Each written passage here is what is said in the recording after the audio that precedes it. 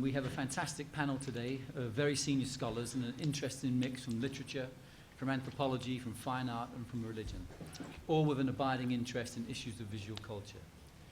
So the panelists will be presenting on the relations between art and politics, and I gave out a few questions in advance, one of which I'll just explain now, and they'll address these questions in their papers. But one theme I just threw out there is that the title of the conference is Beyond Security. And in that, there's an aim to think about forms of life that are not captured by overdetermined narratives of crisis. You know, this is not to say that issues of violence or of risk or of insecurity aren't real issues for people in Bangladesh and Pakistan, but it's to question whether the meta-narrative of crisis and of security forces all public action and all public culture to be determined by that narrative. I mean, crisis in its sense is a temporal term. It implies an equilibrium, a disruption of an equilibrium restored or altered. So you need that temporal break in order that, can you hear me? In order that you understand what a crisis is. And so the issue is what happens when you have forms of art that begin before that break, that extend after it? How do you conceive of, you know, forms of public culture and public action that don't always have to be connected to this overdetermined meta-narrative, which is so common in journalism, it's common in academic scholarship, it's common in governmental policies, and so on and so forth. So what's the status of politics now if we think of it outside of this forms of crisis, or how do we think of it in relationship to it? So that was just one question I threw out. I don't want to go into others, but I will very briefly introduce each speaker. I'll introduce them as they go up in turn, partly because we'll be switching PowerPoint displays and there's all that little turnover. Our first panelist tonight is Jamal Elias, the class of 1965 Professor of Religious Studies and Chair of the Department of Religious Studies at the University of Pennsylvania. He's a specialist in what one might call the public culture of Sufism, as expressed in diverse forms, from poetry to image production to clothing to iconoclasm. He's written a series of books, but one wonderful recent work I would like to call attention to is On the Wings of Diesel, Trucks, Identity and Culture in Pakistan, published earlier this year with One World. It's a beautifully illustrated volume on truck decoration, but one that uses beautiful illustrations to ask some serious questions as to why scholarship on truck art focuses only on the beautiful and fails to move beyond this to broader social and political dynamics that visual culture is engaged in. So without further ado, Jamal. Brian, thank you very much, and thank you to the organizers for inviting me to come here. Actually, the time is very short, and so I was planning to speak without showing any images whatsoever, but then I realized I didn't have the courage to actually do that, so I have exactly one image, which is just there, and I won't move it. But this is actually a piece by Ruby Chishti, who's a Pakistani artist who lives in New York City. So it's here because, one, she lives in New York City and I like her, and two, I just like this piece because for those of you who aren't from Pakistan or perhaps don't hang out in handicraft shops in Pakistan, these are actually bottle burqas, which are, you know, they look like regular burqas, the blue burqas from Afghanistan, KP, from what used to be called the frontier. But they're actually this big to go over a wine bottle. And they're made pretty much entirely to be sold to a foreign clientele, which consists in Pakistan almost entirely of only two kinds of people: NGO workers and U.S. Marines. The people who work, meaning this embassy staff, which is overwhelmingly security staff. So basically, that's the only people who really buy it. So actually, it's a fairly clever piece in a variety of ways. In any case, it's so what I wanted to do, just because I'm first on the panel, and rather than actually go into some descriptive analysis of art in Pakistan, and I must confess, my knowledge of art in Bangladesh is extremely limited. It's not non-existent, but it's extremely limited. So I'm going to be talking really only about Pakistan at some level, but I think there are analogous situations in Bangladesh and in actually many other sort of situations in other places in the world. And what the question I want to pose a bunch of questions, and the first question I want to ask is what it means to practice art as a Pakistani, not just in Pakistan, but as a Pakistani. And that, as I just said, and I think they're analogous, there's analogous relevance to other situations.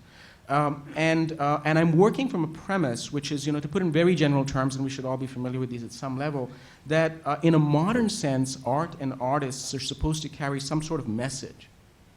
and or make us ponder important questions about the human condition. So again, we're not going to, sort of like modern art versus contemporary art versus whatever, but at some level, what makes you an artist, what gets you to carry the label artist versus artisan, is the fact that you're actually participating, you're actually messaging in some intentional way. So what are the expectations of someone who falls within that category and who is simultaneously part of a nationally hyphenated category of artists, practicing in a world art economy? So from one angle, should being a Pakistani artist require one to engage in significant questions of relevance to Pakistani society, or does working with techniques or nostalgic themes that are identified with Pakistan make you a Pakistani artist? And for that, I'll give you an example. The first category of sort of, working with in themes that are important, sort of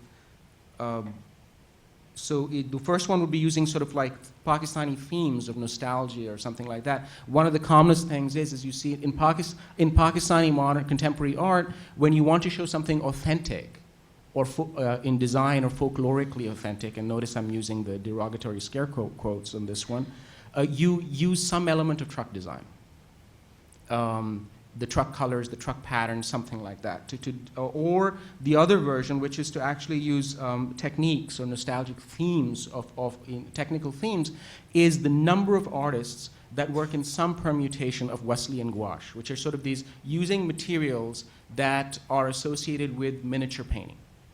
And so then so in addition to this, what about a successful artist of Pakistani origin who lives in New York or London and makes pieces which have nothing identifiably Pakistani about them, and whose works are bought by an international audience, by which I mean to say not necessarily Pakistani emigre, not necessarily South Asian art collector, so an international audience of collectors and museums and galleries, etc. So in this case, what's the relevance of having a national marker on an artist? Now, one might argue, and again, very little time, and this might, just to throw it out there, that Pakistani art today, contemporary art, exists in very safe spaces and refuses to make substantial statements about Pakistan or even more generally about the human condition. So social medicine, that's not to say that social messaging doesn't exist. Social messaging actually does exist in such art, but it's actually predictable and it's delivered to a predetermined audience of the converted. So by which I mean to say, themes such as, greater themes such as, the oppression of women is bad and all that falls underneath that. Religious fundamentalism is bad and all that falls beneath that. Violence is bad and all that falls beneath that. Social liberalism is good, all that falls beneath that. So this isn't to say that actually, that similar phenomena in art production don't exist in other places in the world. After all, they do, because art is produced primarily in order to be appreciated, even if not to be bought. And it makes sense to actually deliver predictable messages or to know that there'll be a predictable audience somewhere. But I can't help but notice that the Pakistani visual regime is one with substantial potential and possibilities for someone to be daring and creative. This is a country in which a public visual expression can result in death. And I'm not encouraging people to die, but that's exciting as a spectrum, in the spectrum of possibilities. Is it reasonable to ask why no arts exist outside the very small circles of art appreciators? Now, we're talking about a country of almost 180 million people. And being extremely generous, the art audience is 100,000. Being extremely generous. Does it mean that the remaining everyone else in this country, 179,000, and change, or whatever, exist outside the realm of art or before the realm of art? And if this is the case, what does it say about art's ability to convey precisely those sorts of messages that bestow upon the modern artist his or her very status as distinct from the artisan? By which I mean to say, if you've already determined that art is irrelevant to society at large, why are you claiming to be an artist in the contemporary sense of the word?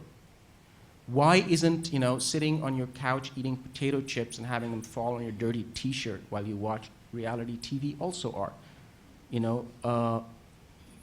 So because what's the relevance to any of this? Now, and again, I reiterate, because the Pakistanis, it's very obvious actually when you look at the national socio-political ballet involving cases of blasphemy and iconoclasm and this, that in Pakistan, it's obvious that the Pakistani public sphere reacts to the visual. So why are people, or where are the people who are participating in that? And I don't have any great answers, and I also don't have a lot of time, but I would suggest that at some level it's impossible, or unrealistic at least, to expect a culture of art in an environment where civil institutions required for its widespread practice and promulgation don't exist.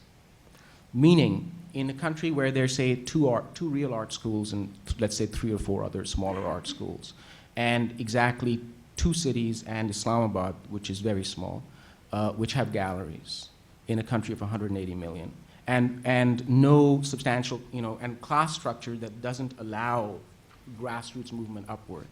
It's impossible to have a large-scale culture of art.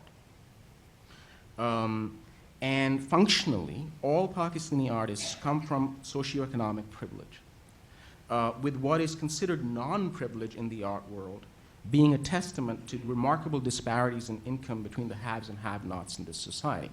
By which I mean to say, and everyone from Pakistan probably, hopefully understands what I'm saying, when people say, no, I'm just middle class, it's a bizarre version of the American middle class in which everyone who makes less than $2 billion a year is part of the middle class. Over there, too, there's this notion that essentially the disparity, when you have that, essentially 98% of the people live on less than 25,000 rupees a month, what does it mean to belong to those other 2%?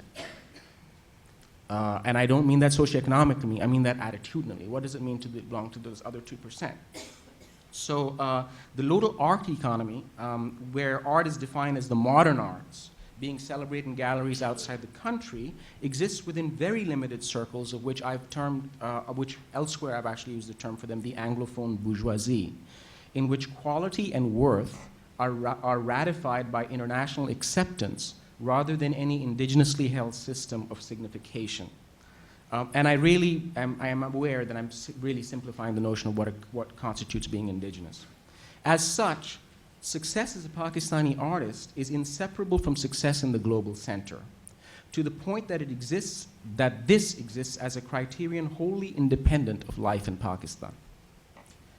Thus, someone who is educated in London, lives in London, and has their major shows in London and New York is still a Pakistani artist by dint of birth, and sometimes simply by purported ethnic origin. And they are, in fact, people who are called Pakistani artists. You can go, if you go to Green Cardamom's website, it's a major representative of Pakistani artists in London. You'll see artists who are born, raised, everything in Britain. So that's someone who's like that, that person's, so anyway, so I don't have any answers. I'm just raising these actually as questions, because I'm wondering what other spaces actually exist. I mean, we could talk more about this, but the phenomenon actually is, if you actually look at artists' resumes, they are, when they show their shows, to be successful, it's like, they'll all have shows at certain galleries in Pakistan, or all of them don't. The ones who are very successful from outside don't. But Pakistani artists have these shows from certain galleries in Pakistan, but all of them have international shows. And if they don't have international shows, they're not counted on the list of the artists. Now, you could say that that's actually necessarily the case, that how else are you going to do it, in the sense that, they have to be part of some greater art community. But I don't look at, we don't look at in this day and age, if I need to do research on a contemporary artist, I don't need to buy a book, a colorful, very expensively produced book on contemporary art. I go on the web. And a website is a highly democratic, this is a very democratic process. You don't actually have to be internationally recognized to have a web presence. But you're not going to find anyone who's going to be counted on the list who's that way, or virtually no one. Why is this the case? And I don't have any answers, but the only thing I can actually say, I'm going to end with this, and I think that actually, in the end, what happens is that artists function very much like members of all other skilled classes from societies such as Pakistan or Bangladesh, and that they're part of a general talent drain out of the country. So that to be successful, you have to be successful essentially in the center, and you only get to come from a very limited background in order to be internationally recognized, and in the process of being internationally recognized, you end up leaving, which is a bit of a dilemma. And I'll end there. Thank you very much.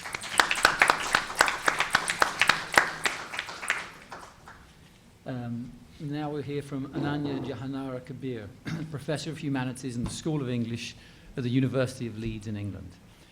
She shares with Elias a daunting linguistic facility and a concern for the migratory patterns of Islamic cultures. Her earliest work was in Anglo-Saxon British literature, but betrayed a concern for the opposition and linkages between different aesthetic domains, the learned and the folk, the literate and the oral, between memorization and script.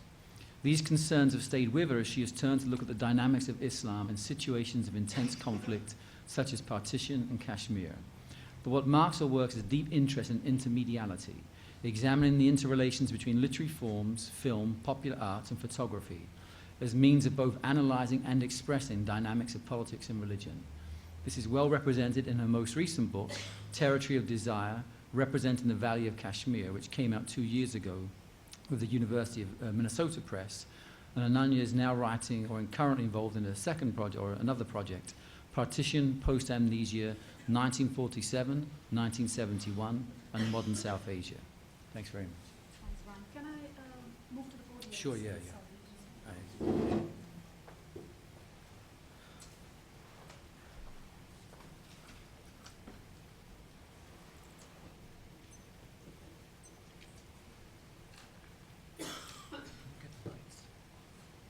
Can someone turn the lights just above? Yeah. They're over at the back. I just want to remove all the paraphernalia. Just go slideshow on the left.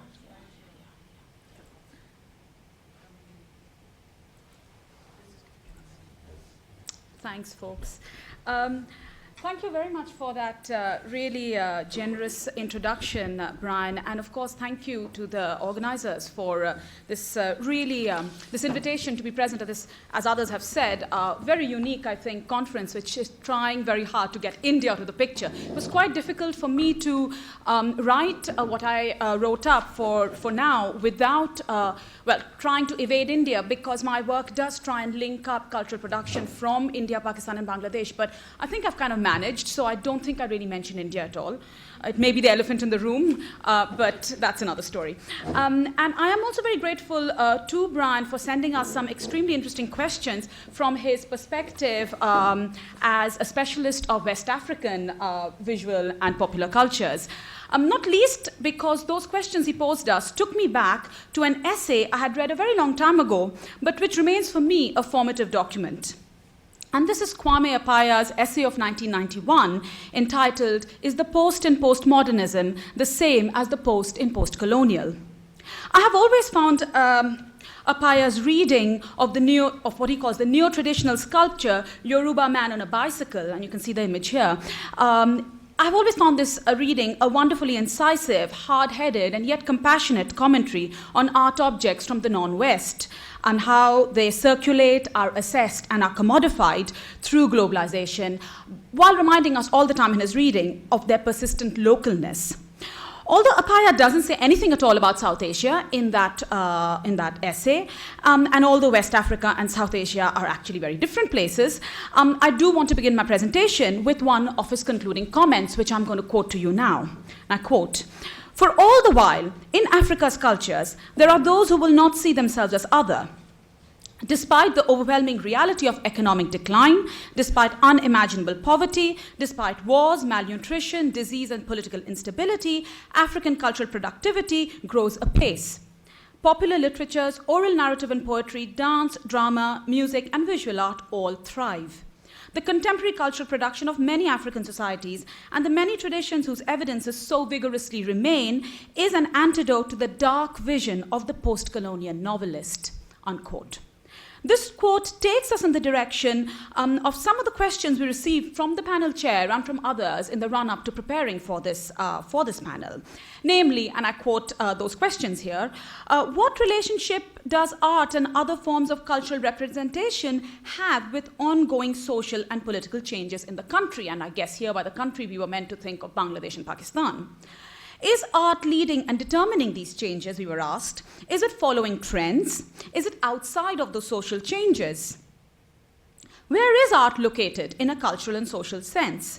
Given that some critics see society imploding, becoming increasingly pessimistic and despondent, at least in Pakistan, they also see art somehow being even more creative and vibrant in societies. What drives creativity and art? So these were some of the questions we were asked to respond to, and I think they were really, I mean, I was thinking of them so long that I actually only formulated my own answers, as in this presentation, ridiculously late, but that's not because I was being lazy, it's because I continued to think about these questions, which are really quite, you know, as I said, quite thought-provoking and provocative. So, a pious closing comparison, the words that I have just quoted to you from him about the vibrant, thriving world of African art and its many different genres, and the dark vision of the post-colonial novelist, actually that comparison also spoke to one of my own questions regarding this panel, namely why art, rather than the written word, was chosen as a panel topic by the conference organizers. Is it because, as Apaya sees it, the world of art is somehow more genuinely expressive, more extroverted, more public-facing, paradoxically, than the novel is? I say paradoxically because, of course, we've said so many things post-Benedict Anderson about the novel and nationalism and so on. I'm not even going to go there. Or is there something specific to be gained by focusing our critical energies on this aspect of creativity emerging from Pakistan and Bangladesh? Well, I do think so.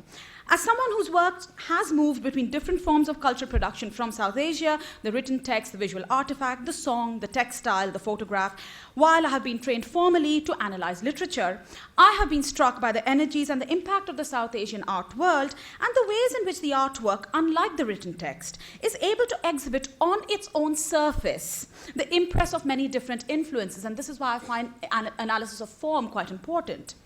Various aesthetic inheritances that range from the local to the global, political imperatives, the pressures of the art market, all these manifest themselves on the surface of the artwork from South Asia.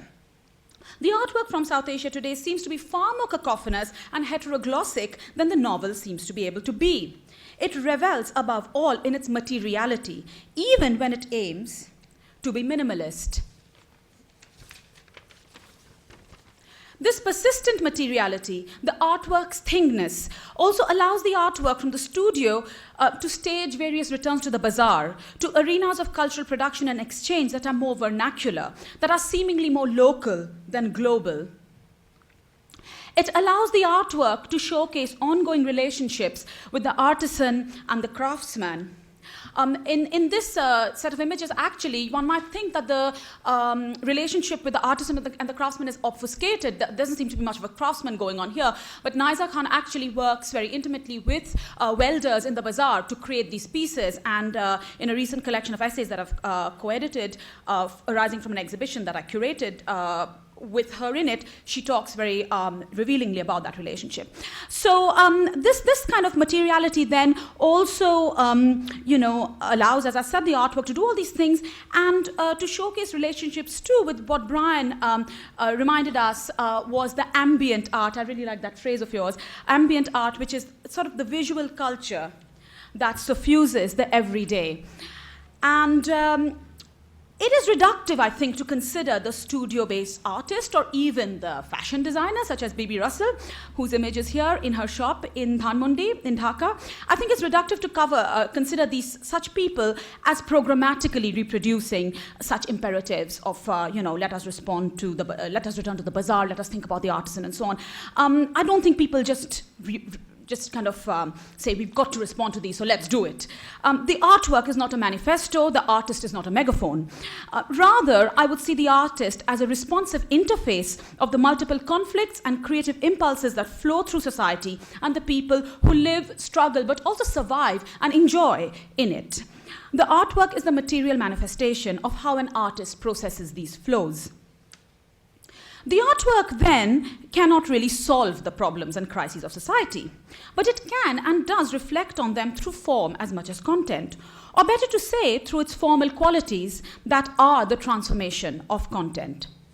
Above all, the artwork transmits the power and potential of transformation, and the artist will play with that power.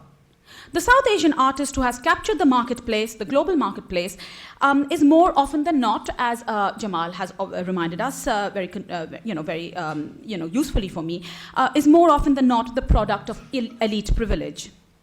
The artwork will betray traces of that elitism, but it will reveal its indebtedness to it. It will come into being because of social and cultural power. Yet in this admission, it can refer through irony, through melancholia, or sheer material excess to the unequal histories responsible for its own creation. While all art, I think in general, is capable of these implicit commentaries, art from South Asia obviously responds to trajectories and to critical events that have shaped modern South Asia.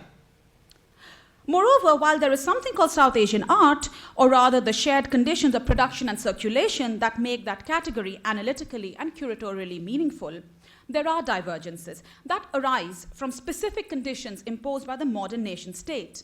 And these are the divergences that make it necessary and make it actually equally meaningful for us to talk about Pakistani, Bangladeshi, Indian, I did use that word once, or Sri Lankan, or Nepalese art.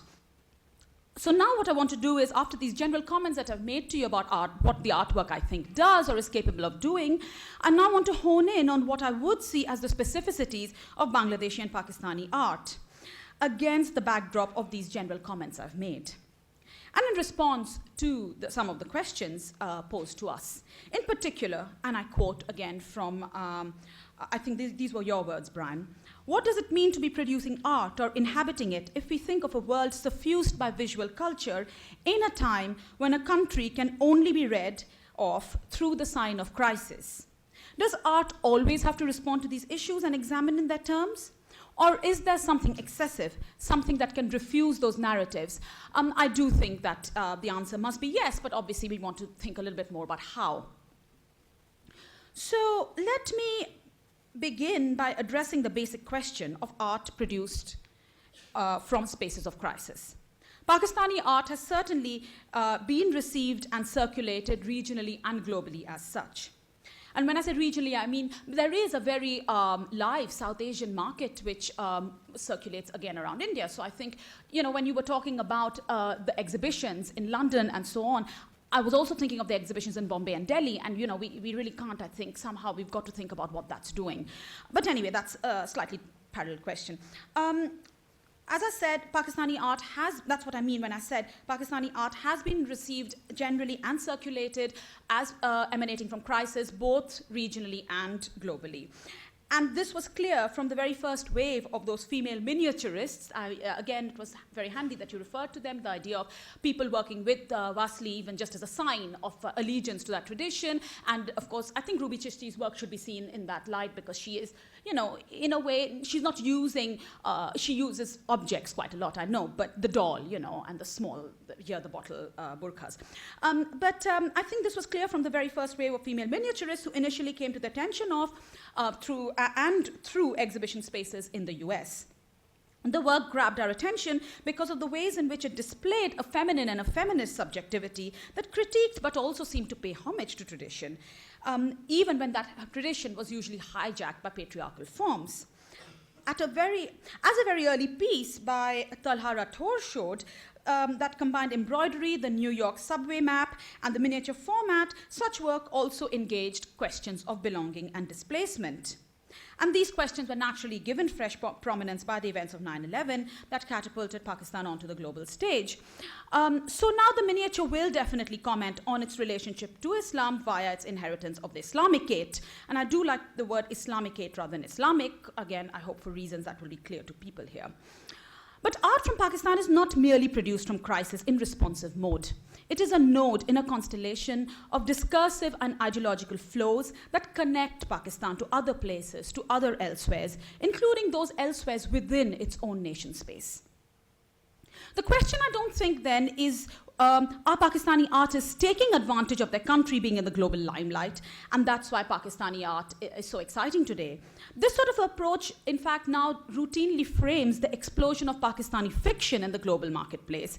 And it might be instructive to compare, again, the artwork to the novel in this regard. I'm not going to do that now, I'm just throwing it out as a possibility. I think the more productive approach is one that probes the ways in which artworks and artists both resist and respond to the seductions of the global market, and indeed the regional market for South Asian art emanating from India. This approach returns analysis to the artwork as a product of longer histories of the tension between commodification and anti-commodification. This perspective also allows us to place Bangladeshi art on the same plane of analysis, even though it is an art, again, from a country that is very differently marked in the contemporary global imaginary. If Bangladesh enters that imaginary, it is through signs usually of natural disaster rather than political crisis. Even though, as we have seen, any country, including Pakistan, with all the floods going on in recent years, are always susceptible to forces of nature as much as culture. But it's which sign predominates, and for Bangladesh, it is definitely, it's been the signs of natural disaster. This comparative plane of analysis then allows us to observe that Bangladeshi art attests more vigorously to the vernacular and the small traditions of the village, the folk, the marginal, and the marginalized. The conditions of production and consumption attest to a continuum between the artisan and the elite producer of art, and to the circulation, again, of ambient art, the creation of lifestyle commodities for the urban middle class, and the production of studio art. This is not dissimilar to what happens in India, but again, what we see in Bangladesh is the focus and a concentration on Bengaliness, whereas, of course, of a different kind than that which is going on in West Bengal. There is a dialectic tension between these kinds. I mean, I like that discussion we veered towards in the first panel, but again, more on that later perhaps. In India, the Delhi Haat, places of artisanal lifestyle commodity production are more consciously diverse. Here we see a narrowing down and a focusing in on the Bengaliness of it all. So the explanation for this trend is not that Bangladeshi artists are more naturally close to versions of culture that are more authentic. Rather, it is because what is authentic and what is authentically Bengali have been the flashpoint of the region that became Bangladesh for quite a long while now. And because a certain kind of intellectual creativity itself has been seen as the hallmark of the Bengali. It is really crucial in this regard to consider art being produced by non-Bengali Bangladeshis, most obviously, for example, the inhabitants of the Chittagong Hill Tracts, such as the Chakmas, as an antidote to naive reproductions of the rooted, authentic Bengali Bangladeshi artist. The relationship between the NGO and the artist, including the artist's collective, and the urge to remain small rather than expand into the mega dimension are also important consequences of Bangladesh's particular history as a nation that showcases a specific kind of Bengaliness. But likewise, Pakistani art grapples too with the burden of being a nation that emerged to showcase a particular kind of Islamicate-ness. Pakistani artists' continuous engagement, for example, with calligraphy and script, as I have shown in detail elsewhere in other places. It's an engagement with traumatic histories of displacement, as I read it, from regional and local cultures, and not merely for those Muhajirs who came from furthest away to settle in the new Pakistan. Rather, the foundational ideologies of Pakistan caused all-pervasive fractures between regional and national forms of belonging. Citing script, then, within artwork becomes a sign that both registers trauma and attempts to heal from it.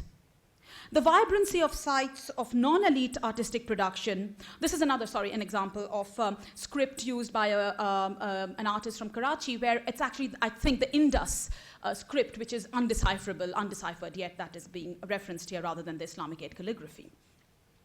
The vibrancy of sites of non-elite artistic production, such as the famous truck art of Pakistan, becomes a panacea, a guide through the thicket of layered alienations that form the modern subject. Where we see perhaps convergences in the modes of artistic productions between Pakistan and Bangladesh is in the sphere of pan-South Asian artist collectives and in the interventions by women artists, often working within those collectives. And I'm sure we'll hear something from Auj about that soon. There is a common drive to use creativity in order to work through the contradictions and solidarities made possible by the awareness of the female body caught within the tensions of history, the market, tradition, and modernity. Often the urban environment, estranging but also accommodating, becomes a paradoxical refuge here, emerging as the woman artist's challenge and muse. Though perhaps, I haven't thought this through very well, maybe this is just a speculation, perhaps for the Bangladeshi woman artist, it is not so much the urban environment per se, but the signs of an alienating yet perhaps economically empowering modernity that offer the creative flashpoint. I'm thinking of Yasmin Kabir's amazing film here on the Chittagong shipbreaking industry.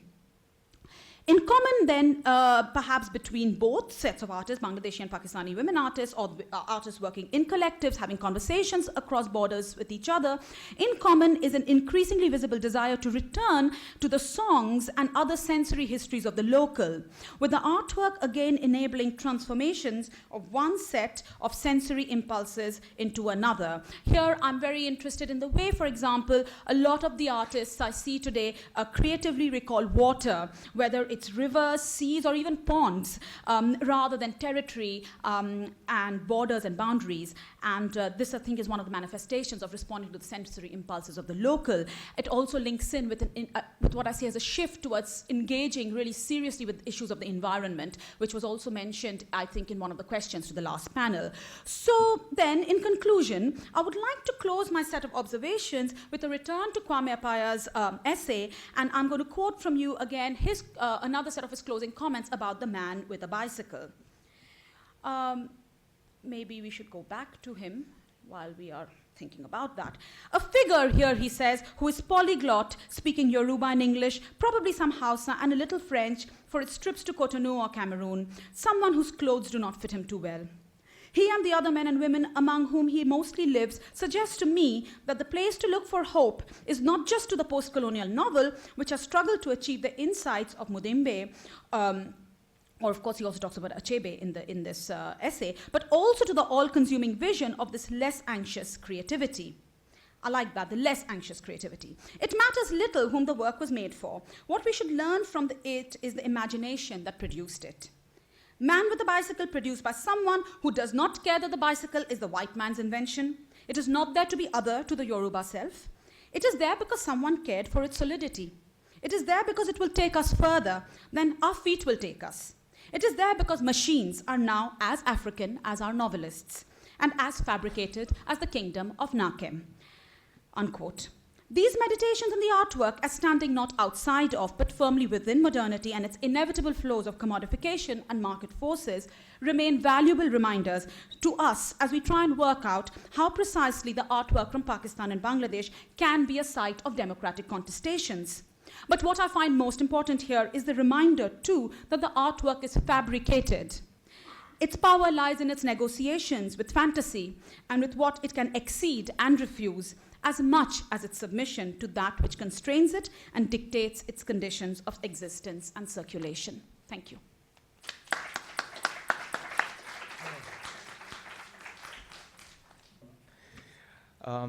Thank you for that introduction, Brian. Warm welcome to the audience. Fellow participants, special thanks to South Asia Institute, Columbia University, for inviting me, and honored indeed to be here with you all. I'm going to get some water.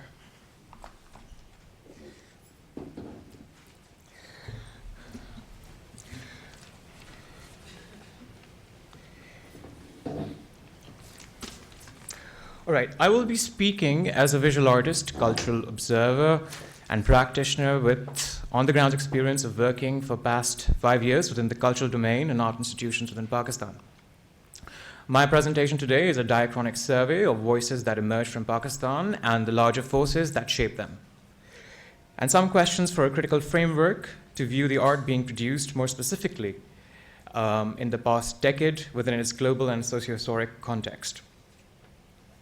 understood South Asia as a place with a history of dense multicultural and pluralistic communities, something the modern metropolis today boasts of, and a past where diversity and difference lived within its very own unique civilizational framework. The nation-state emerges as the emancipatory solution of organizing difference on the lines of religion for future coexistence. Pakistan, India, and Bangladesh, although umbilically connected, since then have been subject to their new nationalisms and geopolitics and the theater of modern world. I know that this is not a presentation on the history of Pakistan, and unsuited for our review to talk about the forces that shape Pakistan today, with the exclusion of its expansive historical stretch, from partition to the Mughal India and beyond to the ancient Indus Valley civilization on which this country rests. Thanks to Adriana Proser of Asia Society in New York for the rare, recently shown Buddhist collection from Pakistan, for opening up the view to the diverse heritage of Pakistan, otherwise eclipsed by the homogenizing construct of the Islamic State we see today. And how do we ever begin to adjust our lens when it is only in our present times of hyper-increased connectivity of 10 post-9/11 years that the phenomena called Pakistan has been made to pop out from its third world anonymity and onto the global stage? Emerging from the traumatic and brutal rupture of partition, the history's greatest migration, where at the lowest estimate 500,000 perished, 12 million became homeless, the common man has squabbled for stability since then. And if I may, with security in the most basic fundamental sense. This survival mode or safety mode was further reinforced by two main forces: a sequential disenfranchisement of the fundamental political and democratic mass consciousness by military takeovers across the decades, and to this very brutality, the East Wing lost. Second, a self-perpetuating, continuing colonization in all walks of life of the masses by the ruling elite of Pakistan, best represented in works by Fanon and Chatterjee. A pernicious subliminal arrangement that the master and slave both collude in, unlike the Hegelian dialectic where the slave overcomes his own alienation. Further breakdown of the social fabric as Pakistan re-enters imperialist relations in the Cold War of the 80s, playing out in its backyard. The weaponization and dollarization under the Islamist dictatorship of Zia.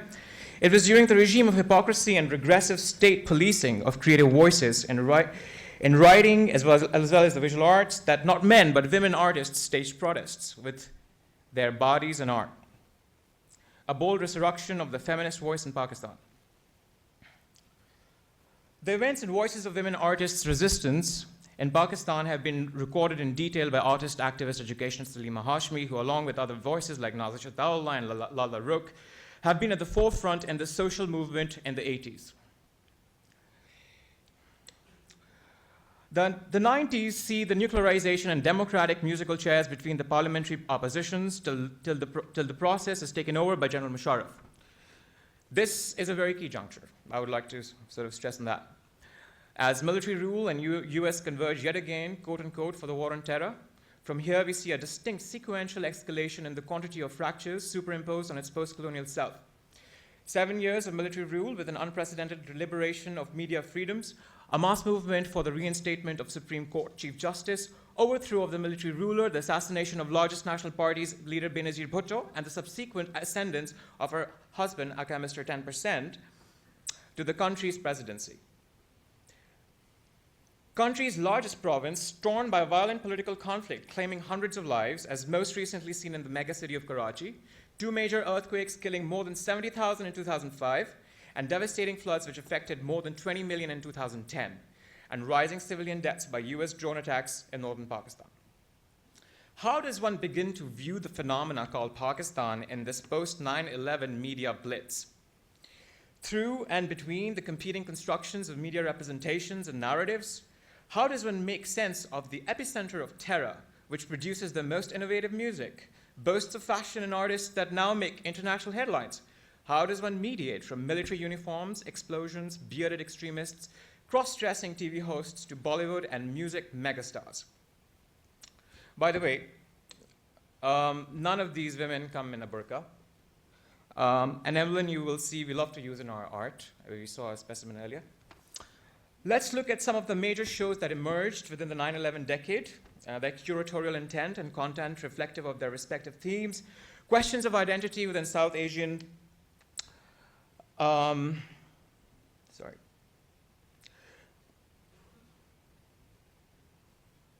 So these are the names of the shows, as you can read. You know, Pakistan Another Vision, Playing with a Loaded Gun, and so on, Moving Ahead, Hanging Fire in New York in 2009, which was a major show here across the Atlantic, and The Rising Tide recently.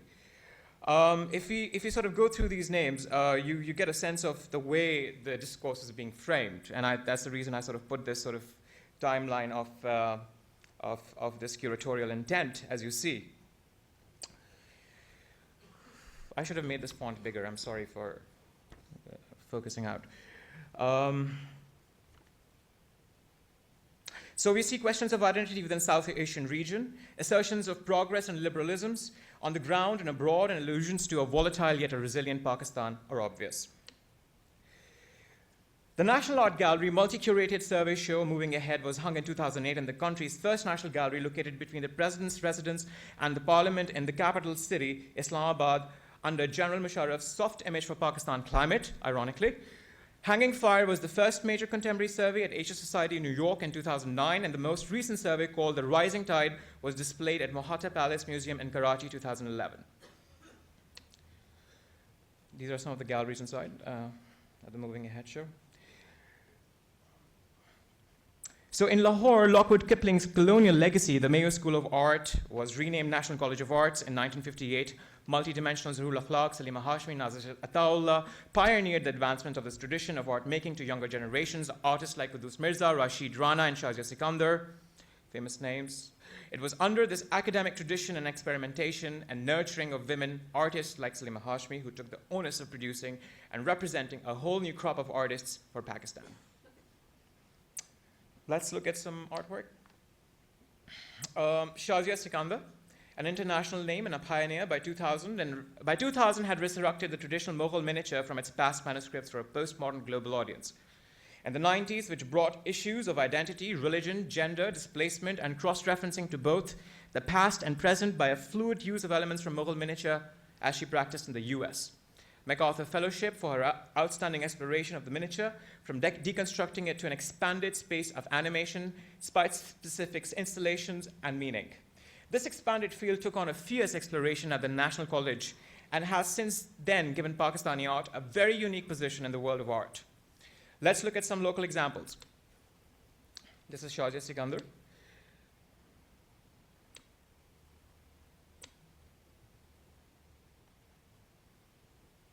At Brand Secana, New York.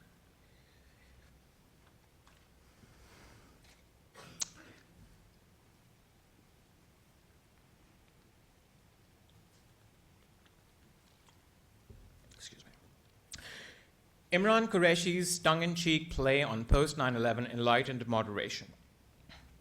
Policy of General Musharraf, where common Pakistani subjects are shown trapped between multiple and changing personas and choices, all within the idiom of miniature.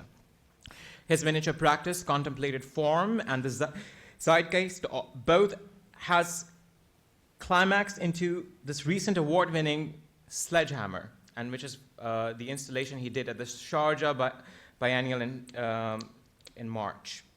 But have a look at these. These are very important images, I feel, although they're sort of on a very miniature sort of a format, but I think you get a nice view of all those sort of dichotomies and contradictions, perhaps, which you saw in the slides I show you of the media images in the beginning. The camouflage, very much there in his work, referencing to the military rule.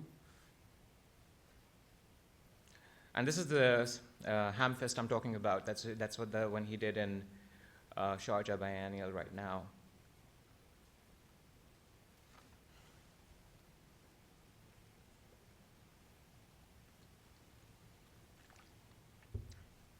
Blessings upon the land of my love.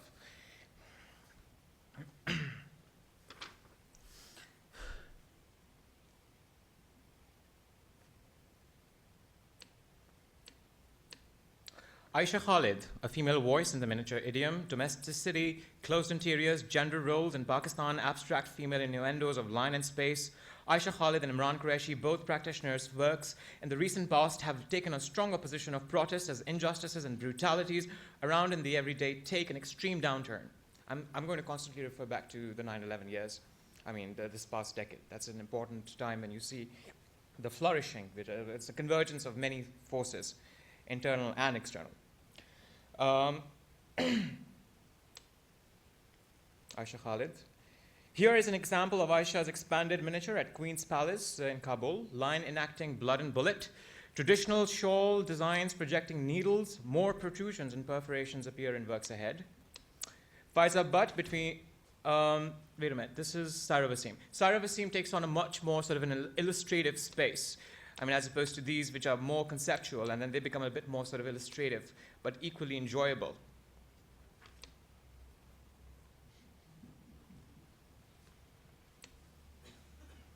Democracy.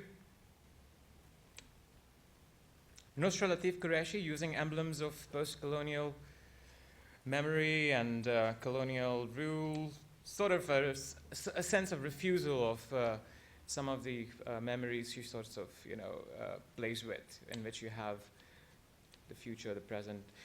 As a woman, she started using herself recently, quite aggressively. She's placing her own self, and she's sort of merging, and she's sort of inscribing on her own body. And you see merging of identities. European painters, the Mughals, and her own face, and a couple of people she interviewed.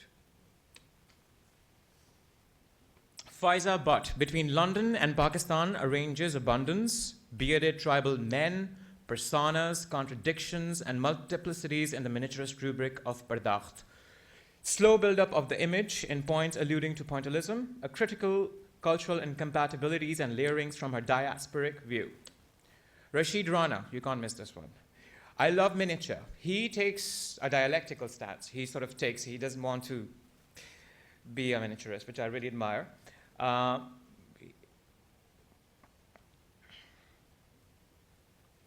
He starts his discourse by defining himself against the identity-driven to a more global language. Computer-generated, large images construct themselves by an opposing narrative, veils made up of pornographic excess, Bollywood stars made up of idealizing Pakistani fans, ocean waves made up of colonial voyage and debris. Those are the Bollywood faces. This work is earlier in 2004. And you can see how the work sort of changes as well. 2006, offshore accounts. If you go closer, you have images of ships and debris. He's a king of duality. This one is a hit in Hanging Fire, shown in 2009 in New York at the Asia Society, as I mentioned earlier.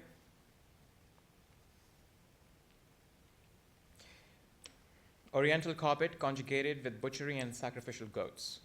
So he sort of plays on with that sort of extreme contradiction. Now, what I just sort of talked to you about was one area, one institution, one legacy which produces this body of work. Let's go to the next one, which is Karachi, where I am from. There are, of course, differences between the two contexts, but also a very interesting dialogue. In Karachi, the industrial urban metropolis of 18 million witnesses an urban and individualistic sensibility at the Indus Valley School under Iftikhar and Elizabeth Dadi, Durya Qazi and David Aylesworth. Their practice incorporated the popular and the everyday urban languages of truck art, cinema hoardings, diminishing a divide between low and high art, and influenced many younger artists like Adila Suleiman, Huma Mulji and Asma Mundrawala. We talked about truck art. The incorporation of the street and the urban into works by artists, which sort of allude to dreams and migrant dreams, really, people who sort of crossed borders and came to Pakistan to they sort of co-opt the language of the street, and they sort of construct these desires. Crossovers, Fukuoka, the same art, sort of, the idea of collaborating with the craftsmen, and sort of taking it across into another culture, so keeping the dialogue on in terms of art and practice as opposed to a localized art, which I admire, of course. Another sort of a recent sort of an collaboration, the Durya Kazi, and this is called the W11 or that's the local name for the bus, W11 tram, which is a cross-cultural collaboration between these guys for the Commonwealth Games. I think I will have to go really fast because I don't have much time, but I thought that this is going to be important for us to just sort of talk about art from the region. And of course, Granta sees it fitting to use that as part of his cover.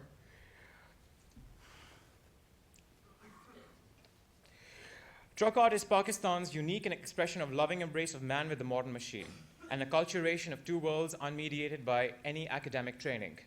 A site of popular celebration of politics to poetry inhabiting the everyday, traversing the length of Pakistan without a museum in sight. And I find that a very interesting phenomena.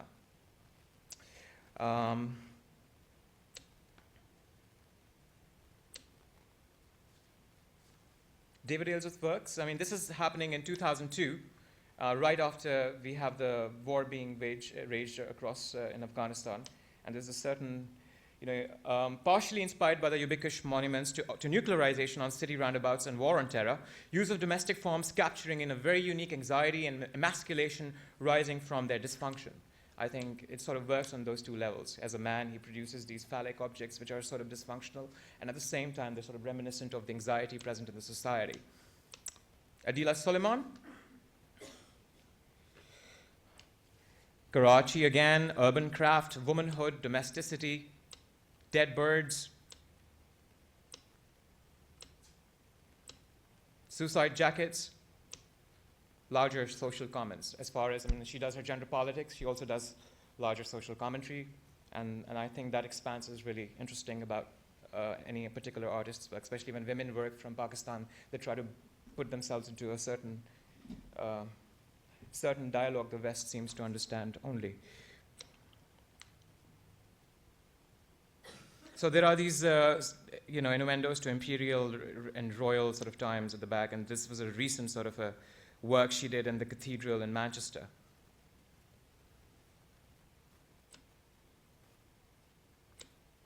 Talking of security, Bani Abdi. Survey of road barriers from Karachi streets, lives between Karachi and Delhi, an interesting sort of a statement in itself, a document of local bands, trials of playing the American anthem, this one, and of course parodying democracy. Homa Mulji, servility and salutes.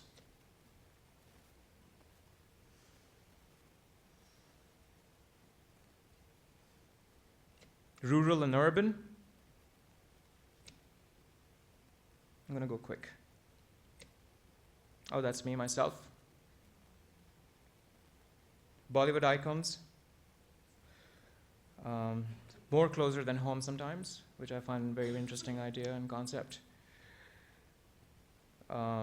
This is like resting between the sacred and popular. It means mashallah, and it's sort of, I'm interested in how that sort of loses its meaning in a sort of vernacular, popular sort of sense.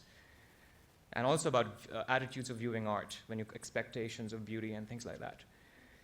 Oh, this is very much in sync with the sentiment downtown today. And I made this in 2005.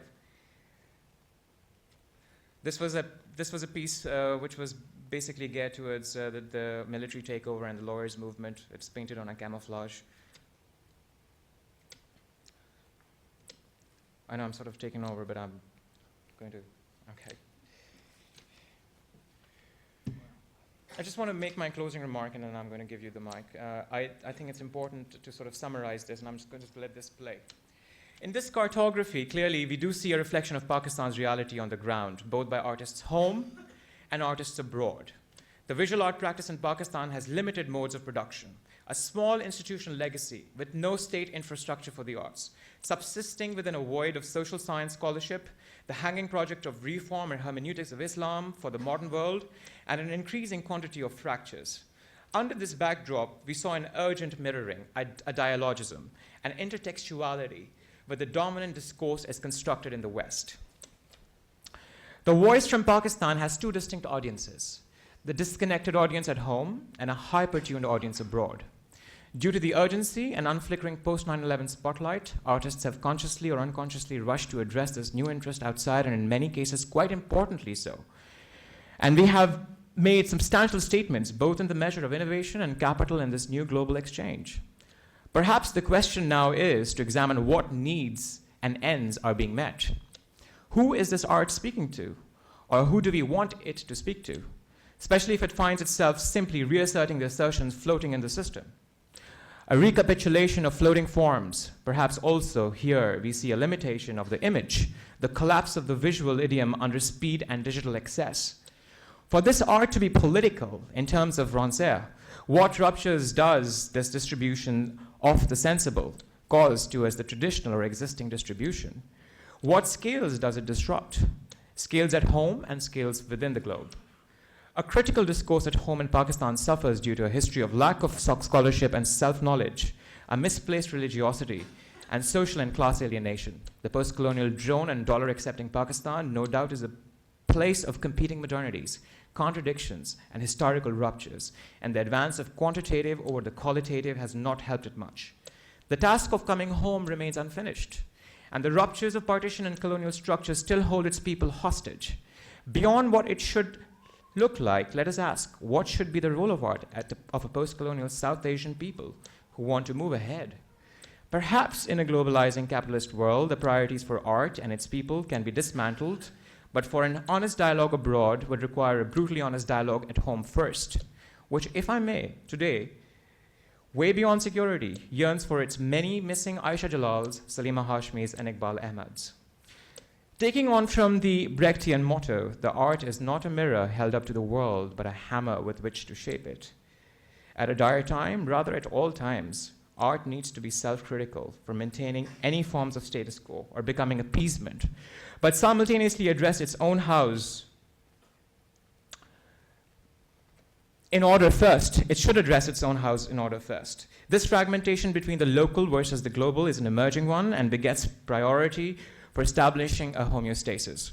I'm not proposing art as a moralizing force, but rather a terrifying force that assists criticality and self-knowledge, not the pathos of sentimental nostalgia, a force that addresses needs of self-determination in a body that needs to identify its colonizer within and manage its contradictions in its multiple consciousnesses and greater good. Thank you all, and look forward to your questions.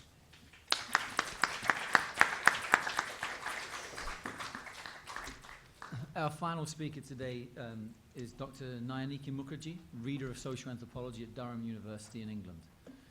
Her forthcoming book with Duke University Press is The Spectral Wound, Sexual Violence, Public Memories in the Bangladesh War, and is based on her decade-long work in Bangladesh. She has published extensively in edited collections and in international peer-reviewed journals. As a Leverhulme Research Fellow for the last 2 years, she's working on the arts of reconciliation, contracted with Stanford University Press. And she has co-edited with Professor Christopher Pinney the Journal of the Royal Anthropological Institute issue on the aesthetics of nation. She's also the guest editor of the Journal of Historical Sociology special issue on the self in Asia. Let's welcome Dr. Nayanika Mookherjee.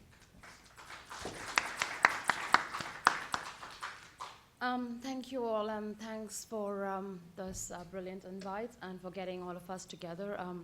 I've really also enjoyed the papers in this panel, so I hope I can do justice to the earlier presenters. I really love the images in your paper. So my earlier work has been on the public memories of sexual violence during the Bangladesh War.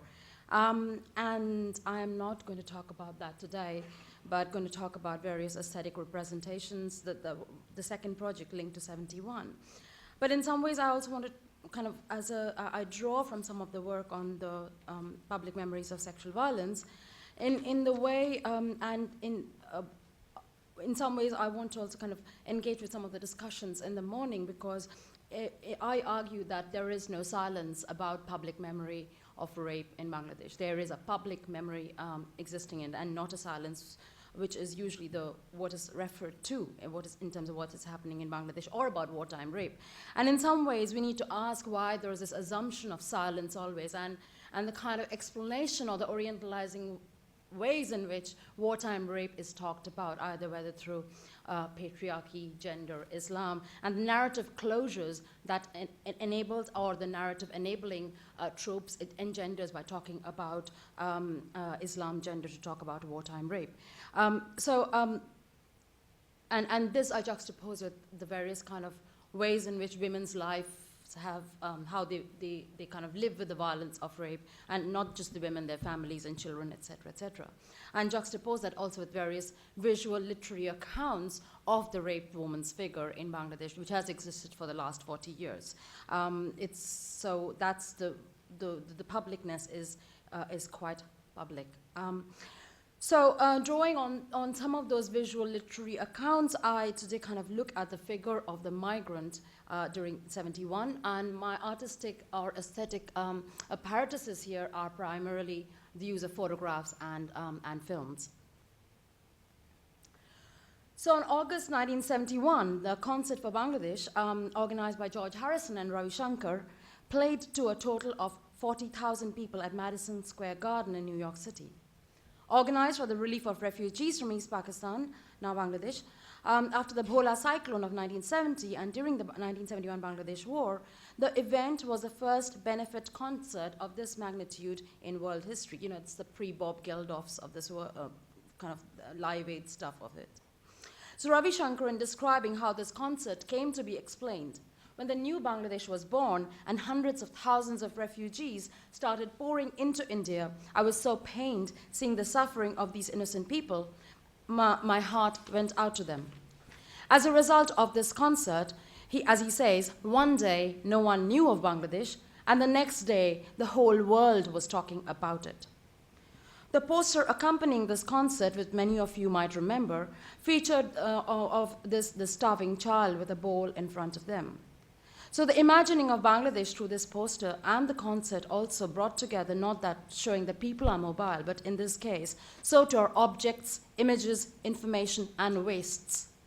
And central to this mobility of images is the cosmopolitan imagination, which seems to suggest that it is at loggerheads with the idea of the nation, the latter seen as a world of particularistic attachments. But what we see that instead of this global circulating information and images transforming the public sphere into an increasingly denationalized space, the mobile affective image of the starving emaciated child seems to further fortify the image of Bangladesh as only a poor and starving nation. The cosmopolitan outlook also can identify with these mobile images and ideas precisely of what is already perceived about Bangladesh itself. Significantly, what this poster fails to mention is that the refugee situation has arisen in the erstwhile East Pakistan precisely because of the Bangladesh War of 71. To many people who remembered this poster at the time in the West, people did not seem to have any idea about that there was war going on. It was about refugee, it was about the poverty, and people had to be helped. So the kind of peeling off from this poster of the kind of politics and wartime situation itself is quite interesting itself. Now, what I do here is I juxtapose these various migrant images coming out during 1971 with a film, the docu-fiction Mookherjee, which was made, Songs of Freedom, made in 1995 by the filmmakers Tariq and Catherine Masood. It's built as a docu-fiction and a road movie, and it's also a lens through which the paper highlights the encounter between different migrants as a result of the war and the kind of cosmopolitan imagination. We look at it critically, what this cosmopolitan imagination do.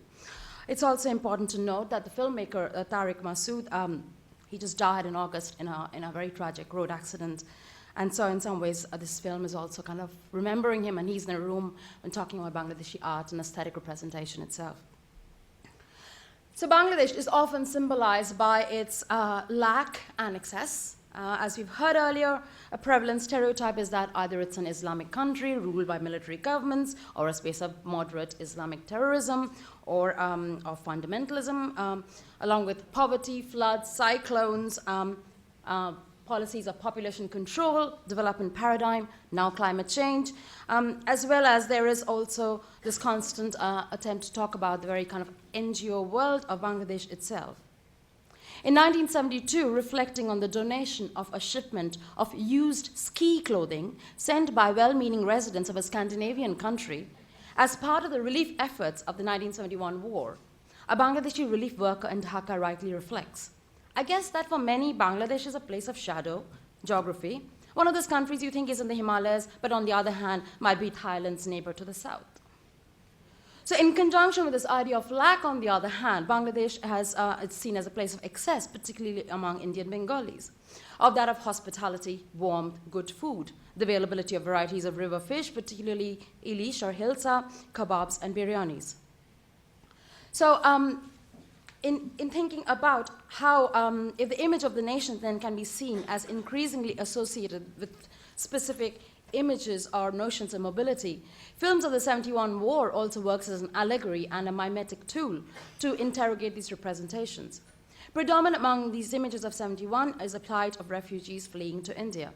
The horrors of rape and the raped woman as a refugee, symbolizing the ravage of the nation, also become a key issue for documentary and commercial films aimed at raising international awareness. This is also legitimized by the post-war government. Many of you might know that the large number of women who were raped during 1971 were referred to by the Bangladesh government as war heroines or birangonas. It was very publicly talked about in terms of referring to these women as birangonas. Now, in many of these films, one of the films I want to talk, this image is of the film Orunodoyer Ognishakhi, or Witness to a New Dawn, where the film is kind of quite interesting. It draws upon the contradictions of the middle class during the war, focusing on the trauma of a film actor, Altaf, who does not take part in the war, took safe refuge in Calcutta, and his own guilt about not being part of the war. On the way to India, he encounters various instances where women are raped. The image of the Birangona here, disrobed of her sari but dressed in Altaf's shirt and lungi, her long hair and disarray around her face, the vacant look in her eyes, seems to be testimony of her experience of rape. In the various other instances of rape, the women either commit suicide or become mentally unstable. That's kind of a genre as well of exit of the Birangona while being present in the narratives. Among various migrant raped women are also they are also photographed in refugee camps by famous photographers. Notable among these images is that of the photograph by Kishore Parikh, which was published in the genocide issue of Bangla Ravani in 1972. And this is only representative of a large number of photographs that are there by various 3 or 4 notable photographers, primarily Bangladeshi. Kishore Parikh was an Indian photographer. So the bleak face of the Birangona here come to stand in as a marker and shame of rape. The women look away from the camera, but also what is interesting is, more than the images, the captions under the photographs of that of war heroine frees an endless number of possibilities for the image, whereby these words give the image a certainty. Now, within this repertoire of existing images of that of the refugee raped woman, the refugees itself, emerge the Mukti Gan, which and which shows the encounter between various refugees itself. So, what we find here is in 1996. Also, this is another figure of Kishore Parikh taken in refugee camps. Again, the caption of the photograph is "rape woman," which kind of again freezes the various other possibilities of these images. So in 1996, Mukti Gan, or Songs of Freedom, a documentary film, was released in Bangladesh. Filmed in 1971 by an American photographer, Leah Levin, the film follows a cultural troupe of young Bengali middle and upper middle class men and women. I'm just going to show a still, which is from Mukti Gan, and hopefully we'll see some clips of the film as well. It follows these young Bengali middle and upper middle class men and women from Dhaka who had fled to Calcutta in India during the 9-month-long duration of the Bangladesh War. Tariq and Catherine Masood retrieved these reels from Leah Levin's cellar and released it as Mukti Gan in Bangladesh, adding various other footages to it as well.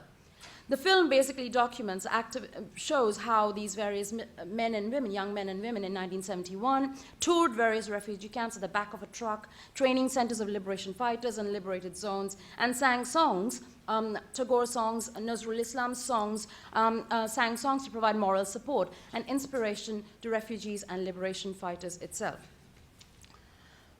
So what we find here is that the film narrates that, and through an amalgamation of diverse materials, the film is deemed to be a narrative and musical story of a unique movement in history when a nation is born. The film is also a window to the daily lives of the cultural troupe as they eat, rest, and travel together in the midst of the War of 71. It brings out the romance of the road movie genre as young, unmarried men and women of different religion and class backgrounds travel in the back of a truck. Also, what is very important in this film is the very encounter of these middle-class migrants with that of the kind of poorer migrants in the various refugee camps, and the kind of ontological status and a kind of recognition that we are all refugees by the main narrator of this film, Tariq Ali. Not the Pakistani Tariq Ali. This is Tariq Ali of Mookherjee. So what we would do here is, I'm going to, before going on, in terms of the response of the film, I think it'll be helpful to kind of see how much time do I have, Brian? I'll decide on the length of the clip then. About 8 minutes. 8 minutes, okay.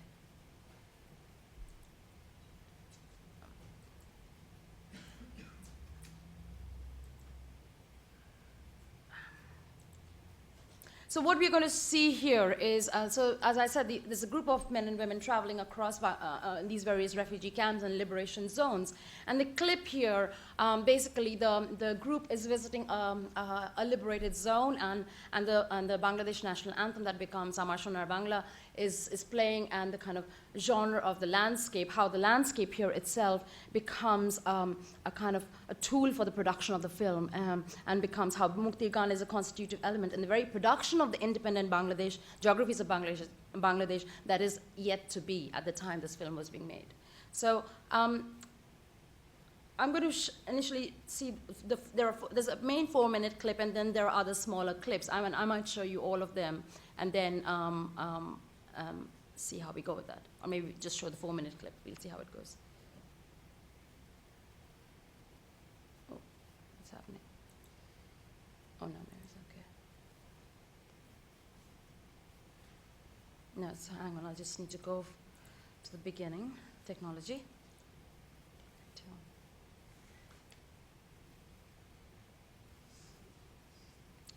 I think we'll stick to the 4-minute clip, not the rest of it.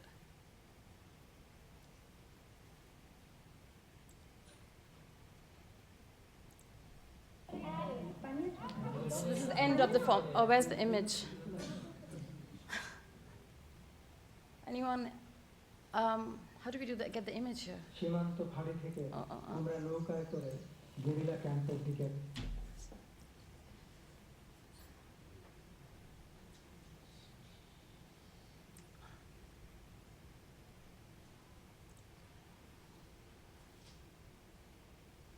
you just get the image going, and then I can move it. It worked in the morning.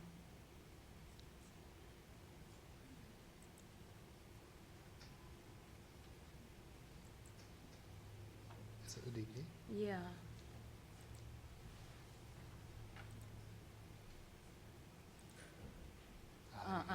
Something's happening. Okay, and then I'll move it.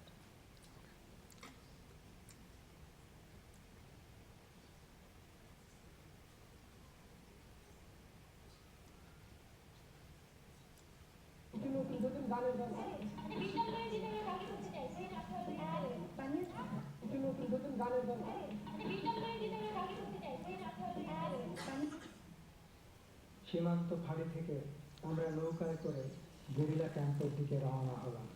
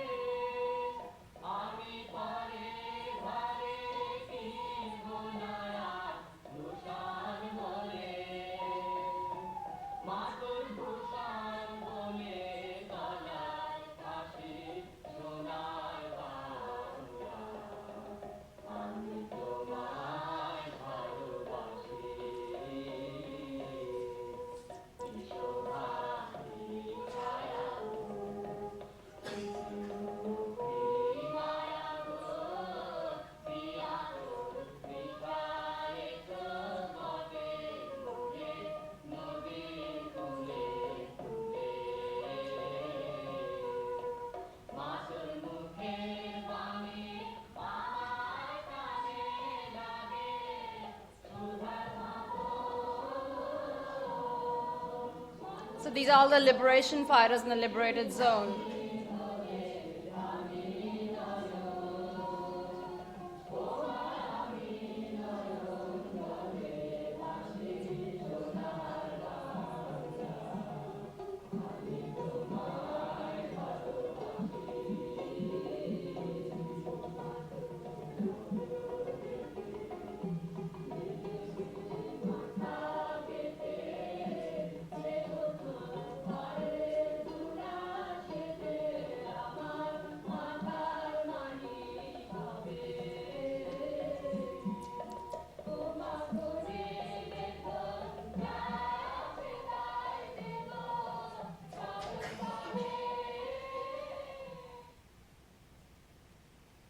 I'm going to stop there.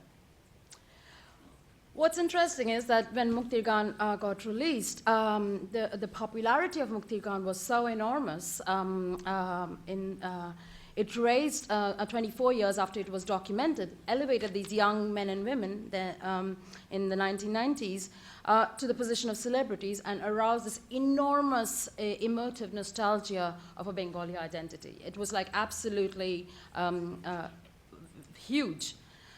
So what we see here is that the film becomes a distinct geographic object by being this mobile lens of the independent nation that is yet to be. And the unfixity of the film, in fact, mobilized the visualization of the landscape of the colonized East Pakistan into the independent Bangladesh. So Mookherjee is a constitutive element in the production of the independent geographies of Bangladesh, and landscape is the tool for the production of the film itself. As also a visual representation of the mobile world of travel to refugee camps, the film transmits the adventure, frustrations, and excitement of such mobile living. That a large section of young men and women identified with this middle-class troupe was apparent in a comment made by a young woman in Muktir Kotha. Now what happens, the filmmakers take Mookherjee and show it across Bangladesh in various little villages, and that generates a sequel to Mookherjee as Muktir Kotha, which is based on the trigger of stories that happen in various villages and people responding, saying, oh my God, these young men and women traveled in trucks and that was a war. So there was all these responses coming out from the villages, people who had been also involved in the war. But what is important is a large number of young men and women identified with the middle-class troupe, and there is a clip in Muktir Kotha, in the sequel to Mookherjee, where a young woman says, we were always told that women had been victims. This show the women did do things during Mukti Juddha, or the Bangladesh War of 1971. My legs are shaking. I'm absolutely overwhelmed. And so in mapping this kind of huge response to Mookherjee, what we see here is, and the film is kind of highlights how the romanticism linked to the idea of the adventure war also reveals the political economy of migration, namely who can migrate, under what conditions, etc., etc. It also and this is brought out in some of the ideas of war among the cultural troupe itself. In talking to one of them, she said when they came back to Dhaka, the house was completely intact. And she said, how come nothing has happened to our house? I thought it would be totally in rubbles. It doesn't feel like there was a war in Dhaka. So there's a kind of romanticization also going on among the cultural troupe in what they did during the war itself. So for the audiences of the film, what happens, the encounter between the different refugees, which I did not show, kind of reiterate the very kind of notion of the victim as the poor or the raped, whereas the agentive refugee are these middle-class refugees. So the encounter that we see here of the juxtaposition of heterogeneity of refugees and the confrontation of refugees allow different kind of identification with these gendered migration images. And if we don't bring this encounter, it doesn't highlight the class relationships between refugees, which is integral to the understanding of the process of gendering inherent in this. Particularly the middle-class migrants and their symbolic capital lends to the ravages of the war the middle-class aesthetics and sensibilities which allows them to represent and legitimize the experiences of the poor, raped, or the migrants of the war of 1971.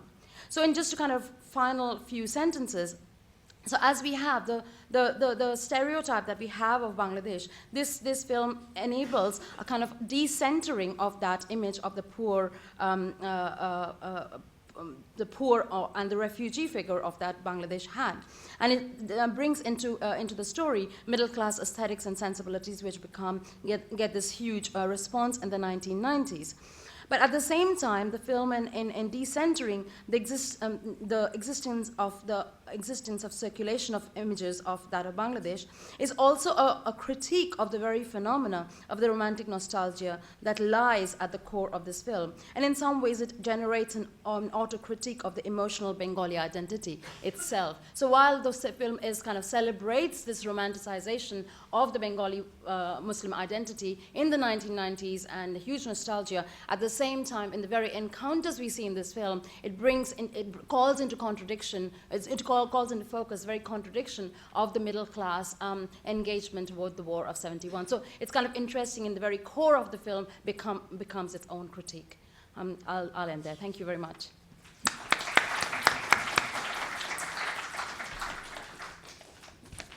Can I ask the panelists to come back up to the podium?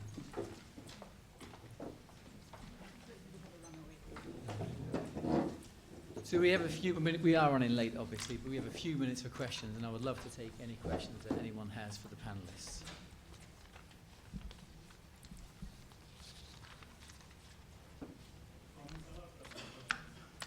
Anything you feel like? I took a few notes while the presentation was going on. Just a few things I just want to add. I'm Naeem Mohaiman. I'm presenting on the panel tomorrow. Just a few things that kind of caught my eye. One is that in Jamal Elias's presentation, it seemed, at least from what I was hearing, that you were giving Green Cardamom as an example of a gallery that mainly shows artists that live in England. So I'm one of the artists. It seemed that there was an argument being made about. I'm sorry if I was not clear. What I meant to say is among the artists there, you will see listed among the artists certain ones who are not from Pakistan, but are essentially Pakistanis from Britain. Okay. Well, I text message, because I'm one of the artists that Green Cardamom shows, so I text messaged them while the presentation was going on, and according to the reply he gave, they only show one British Asian artist, which is Shehzad Dawood. But anyway, I think the larger point that you were trying to make, which I've heard a lot and actually is interesting, which is about this authenticity debate, who lives where, etc., which I think is actually a really old debate, and there are all sorts of ways that it's fracturing and is not the binary that seem to be presented. And for example, for a lot of the Bangladeshi artists now, there's even this pseudo-authenticity that has to be created. You actually have to prove how authentic you are and hide any, like for example, for a lot of Bangladeshi artists who, let's say, get a residency to go to Berlin or somewhere, they'll almost be embarrassed about that. So that's an interesting side effect that's happening maybe, which I kind of picked up from that people are actually going to these great lengths to prove how authentic they are. And in Ananya's presentation, actually, that comes up a little bit because some of the images she shows are of Bangladeshi artists who do a lot of work that harkens back to some level of rural life. Yet, for example, for the photography space in Bangladesh, which is very developed, it's a generation that's grown up entirely in the cities, but spends all their time photographing villages.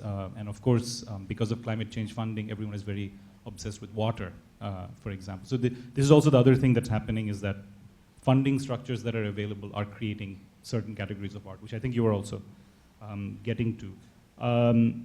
One comment I had about Auj Khan, you made a reference to one of your pieces being, reminding of Occupy Wall Street. I want to thank you for that, because I came from there this morning, and when I walked in here, this room, with all good intentions, seemed oddly sort of sealed off from what's happening in New York right now.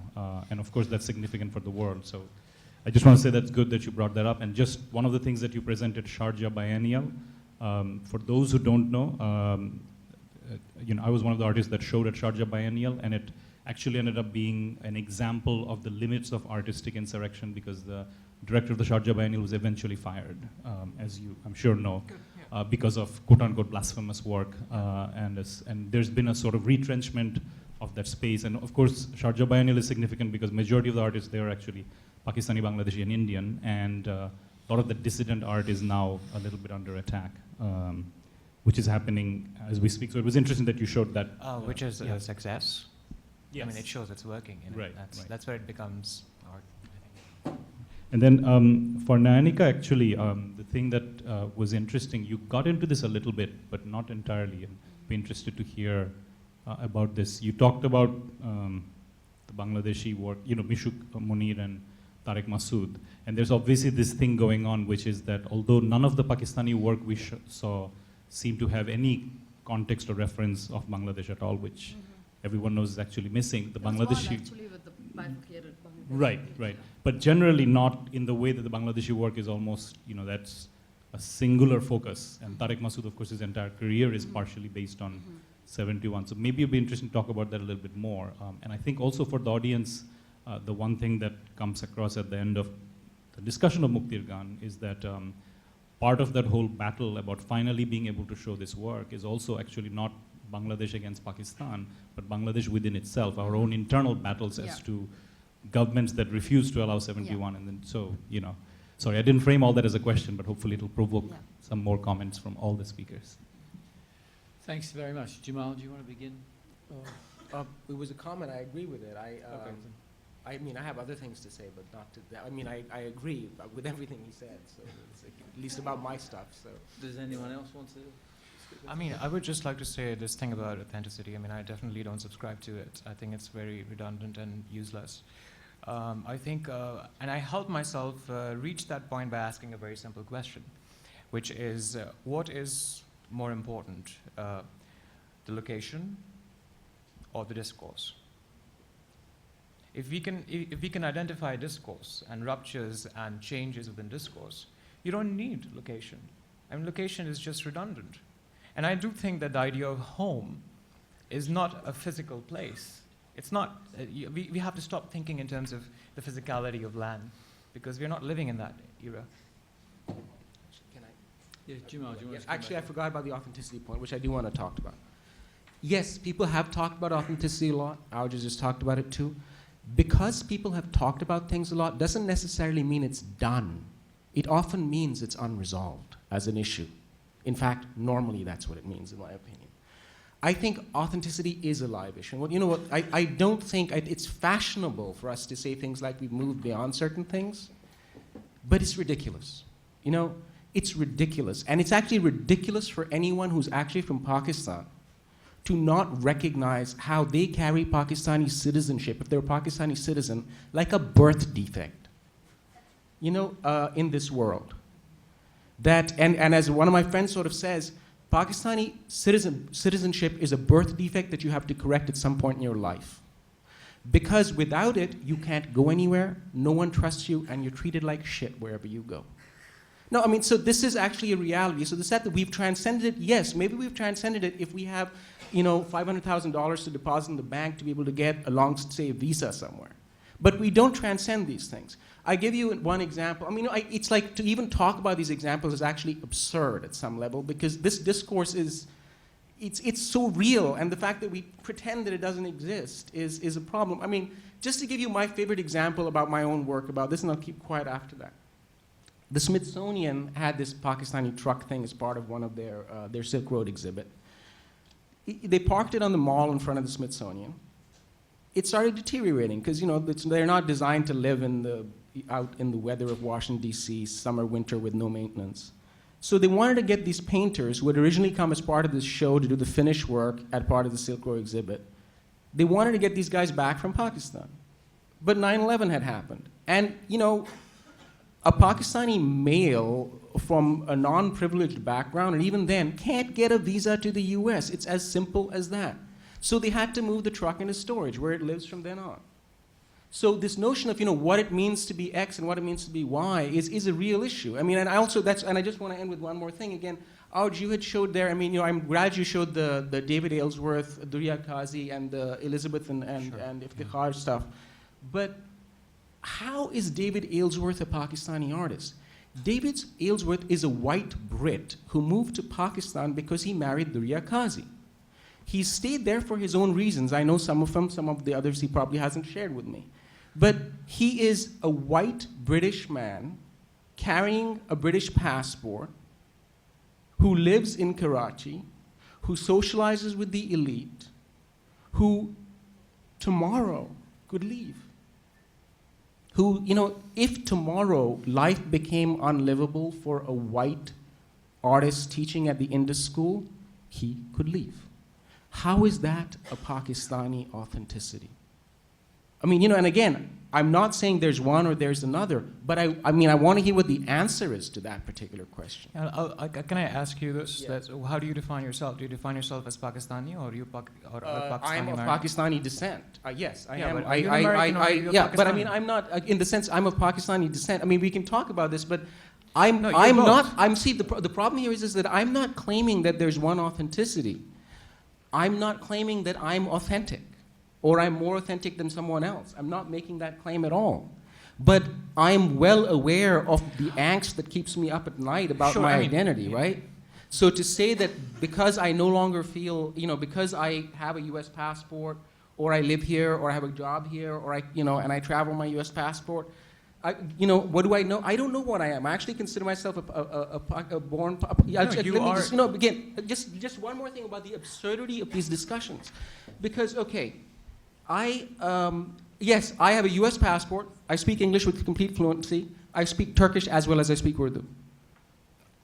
Urdu is not my native language.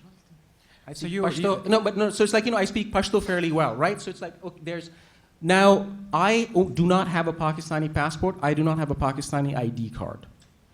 I have been invited to give a plenary talk at a conference in India. I can't travel to India.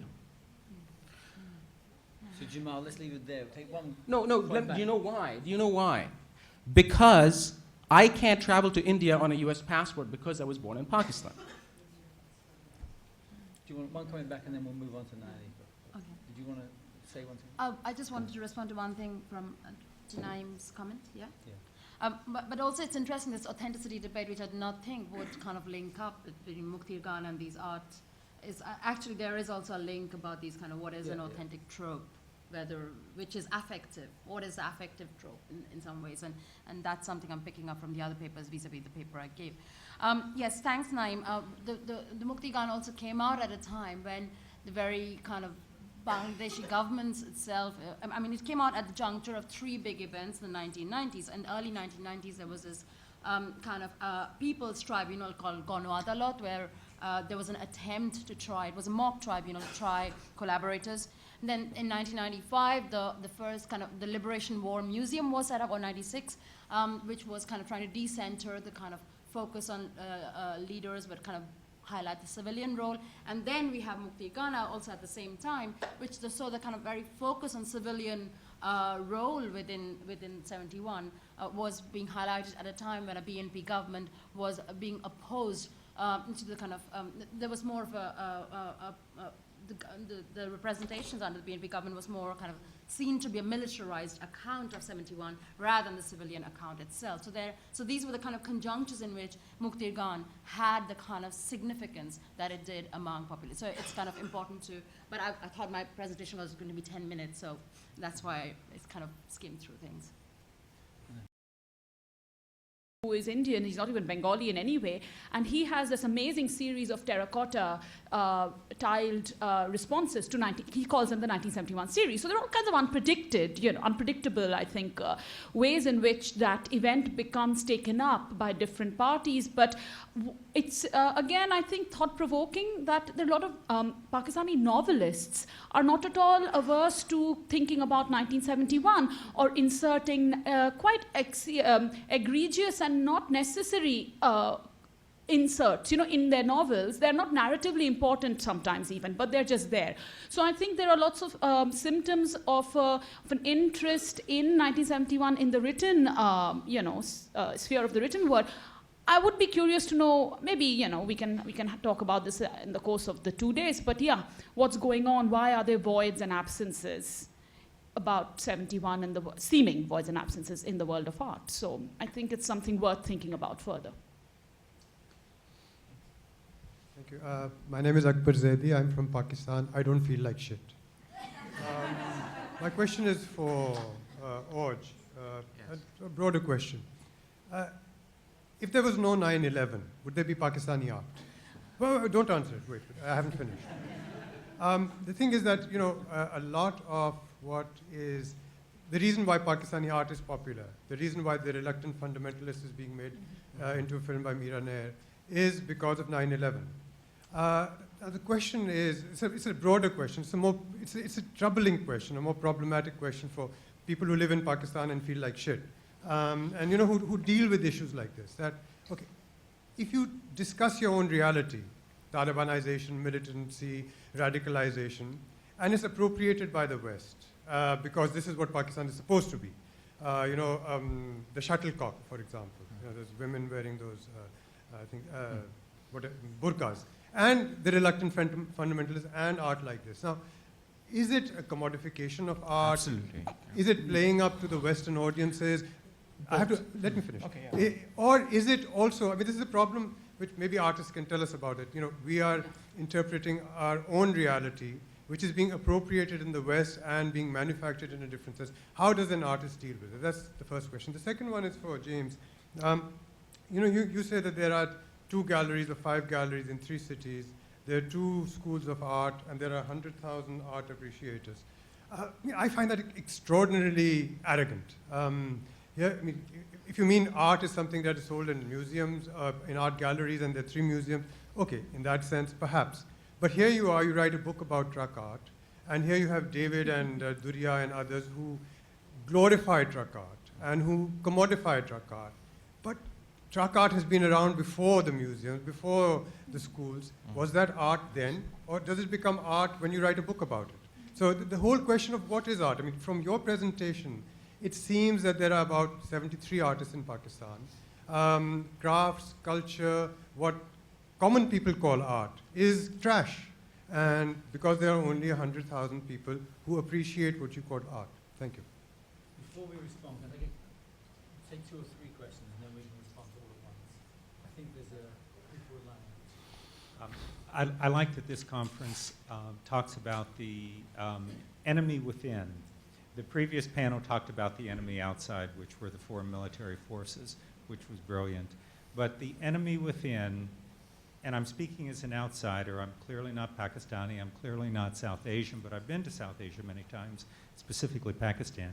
It seems to me the enemy within is the 1% elite that brutally dehumanizes and enslaves the 99% masses. And I'll give you, Jamal, when you talked about 100,000 out of that are into art out of 180 million, I'll give you an example of that. In January, I was in Pakistan, and I was in Karachi. Do you have a question? Just because we have to wrap up. Okay. Okay. I'll just make this very clear. I was going to a friend of mine from DHA called, and he said, I'd like to take you to the Mahatma Palace. Mahatma Palace. Okay. Yeah. So unbeknownst to him, I had 2 people from the village with me. We go downstairs to get in the car, and he's in the car with the driver, and he's aghast when he sees I have 2 villagers with me. As we pull up to the museum, he turns around and says to me in English, and nobody else in the car spoke English, and he said to me, "What do you plan to do with those 2?" And I said, "Well, I'm going to take them into the museum." And he said, "No, you cannot do that. You don't understand Pakistan." So the way I understood it was that the domination of the 1% is so fragile and it's so artificial that they're afraid that when the floodgates open, they're never going to be able to close them. Thank you. Can I request you all to make it short and pose it in the form of a question, please? Thanks. Moeed Yusuf, I'm on a panel tomorrow. I know nothing about art, that's the disclaimer.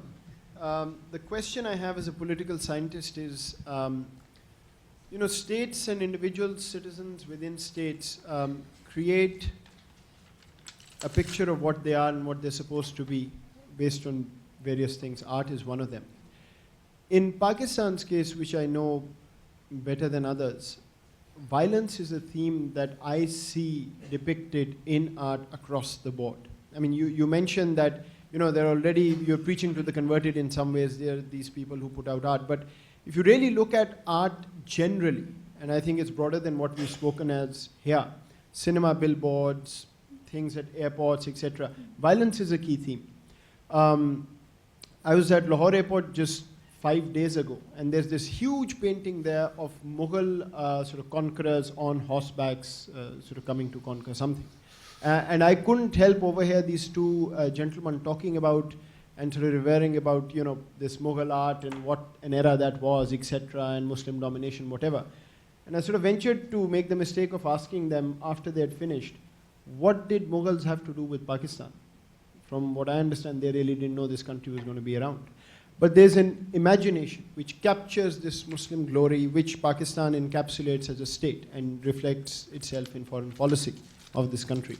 And violence, you know, even in the positive sense, you're conquering something, you're taking over something. Some comment on that. Before we take any others, can I ask people to respond? Can I ask people to respond quickly? And if it's a comment, you don't have to respond. But just so we can move on. Sure. Going to the first question, Akbar's question, it was very much on the lines that whether we would have the kind of art production we have if there was no 9/11. I think it's a great question in terms of sort of seeing what's really going on the ground. I think the event has really helped give it a lot of intensity. I think, but it's also like a coincidental convergence of things. I see, you know, that Musharraf was there, and then you had this whole sort of agency happening in National College of Arts and Shah Sikandar. There is a very mysterious convergence in 2000, where you have the coup of Musharraf, where you have the 9/11 happen, and you have this huge departure into miniature. So I don't think that it is directly related to a post phenomena. It is very much a convergence and a coincidence, and definitely it has helped build it up. It definitely supports the culture industry. I think which is a great opportunity, but I think the job really lies in the people who appraise art on the ground and outside ground to really sort of demystify what is happening. The second thing about violence, I think violence, burqas, contradictions are all sorts of things that people from our context respond to, because that's the dominant discourse in the West, constructed by the media, and that is readily sort of absorbed when you have those images. So it's a way of establishing dialogue, and I don't sort of hold them accountable in the sense that they're doing something bad. They are sort of establishing, and I think visual dialogue takes a lot of time. So I think we've just sort of established a dialogue. I think it's a great moment for Pakistan to be able to have this voice out. But I think the risk over here is the sort of constant reification, the numbness to what the art sort of negates, what you don't see. And that is something the people who sort of appraise it, know it, talk about it, and they don't necessarily have to be from just inside. There has to be a dialogue from both ends. So I think these are some of the risks and some of these sort of developments in the past, and you know, there are great opportunities for both. Yeah, I have a very quick response to the comment about, the final comment about the gentleman who was so carried away by the Mughal, you know, the depiction of the Mughals on horseback and so on. And I think that here it'll be instructive to even remind us of the way you ended your paper, because you, or at some point in the paper you mentioned, you said, I think I wrote your words down, the Indus, the ancient Indus Valley civilization on which this nation rests. And I've been actually following in my research on these two contradictory trends, so I found your reference to that very idea of the Indus Valley civilization quite useful, because I think what's happening, I see in cultural production from Pakistan at the moment, this kind of tension between that amnesia, which, I mean, this goes back to my formulation of Partitions Post-Amnesia, which is the title of my book, that there had been an amnesia about certain civilizational layers, and there is a concerted effort, I think, among a certain generation now, including yourself and people you represent, to go back to those pre-Islamic layers, which included, of course, the Gandhar and the, you know, the Buddhist past of Pakistan's territories and regions, and in another way, the Indus and the other sorts of prehistoric sites. So I think that some very exciting cultural work is happening around this literal excavation of memories, which, by the way, were quite in vogue around the 50s and 60s, but archaeologists like Dani and, you know, the volumes of ancient Pakistan, which stopped, interestingly enough, being produced as a scholarly journal in 1971. So I think there are convergences of other kinds and disappearances of other kinds, and I'm very interested personally in following them. So that's the way I'd like to kind of respond to the idea that there's only one way of thinking about history in Pakistan. There are other competing ways, and they are in competition right now, and are in evidence in cultural production. Again, just a comment to Mr. Zaidi that I can only blame it on my own inarticulateness, because what I meant was exactly the opposite of what the message you took, which is that if you construct a definition of art that only 100,000 people out of 180 million can participate in, your definition is flawed. You need to think of art a different way. That's what I was trying to get across. The thing, though, I mean, and this has come up in the question of, how pivotal at some level is 9/11 in these constructions. That reminded me of something else that I had really wanted to say after Ananya's talk, which is, I think you made a very important point about why are we focusing on the visual specifically and not necessarily, why are we not talking about text, which I kind of had assumed there'd be something on literature, but it's interesting. But that sort of, because when I was conceiving of what I talk about and shrinking it down to a certain length, what I dropped out was actually the longitudinal at some level, which is, I'm thinking, what's different today? I mean, obviously art moves on, what's important in art moves on in time, so that's a given. But there was a time when, we talk about the novel. So when we're talking about a contemporary art, we have a whole bunch of artists, and excellent artists, and we talk about our novelists. But we're only talking about the English language novel. There is much more short story and much more poetry in a country like Pakistan than there is novel. Novel is only really written in English, and very, very few. I mean, it's like Urdu's genre is the short story. So yet we construct what's important based on its marketability in the English readership, in what Granta considers to be important, right? I can't help but think that, when we're talking about arts and art politics in the pre-9/11 world, Zainul Abidin and Manto, same time period. Where are the Zainul Abidin? Who are? I'm not saying where are, and this is not some kind of lament. Who are the Zainul Abidins and Mantos today as a pair? What orbit of politics and society do they function in? And if they're not there, what is in its place? Is the sort of question that I was concerned with. I'm okay. I think we should just take two very quick questions, otherwise we won't get lunch. And if there are comments. Yeah, I'll make this as quick as I can. I wanted to bring the issue back to the absence of 1971 in the Pakistani creative imagination. I went to an art show here at the Asia Society in 2009. I think it was Hanging Fire. And the interesting thing was not only the absence of 71, but there was actually a piece which had a blurb written.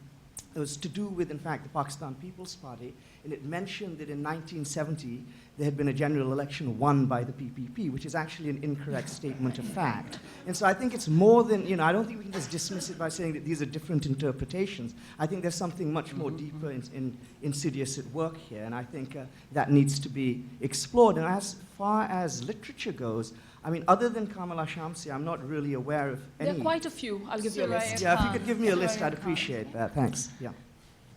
One more question. Quick comment on the question that Brian actually posed to the panel, whether art in Bangladesh and Pakistan always has to be in response to crises.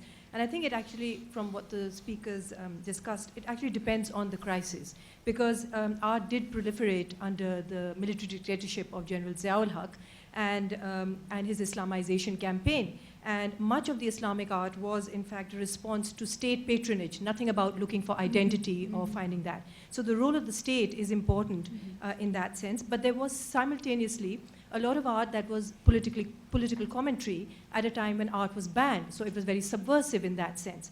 But of course we know that that did not acquire either international fame or nor was it lucrative.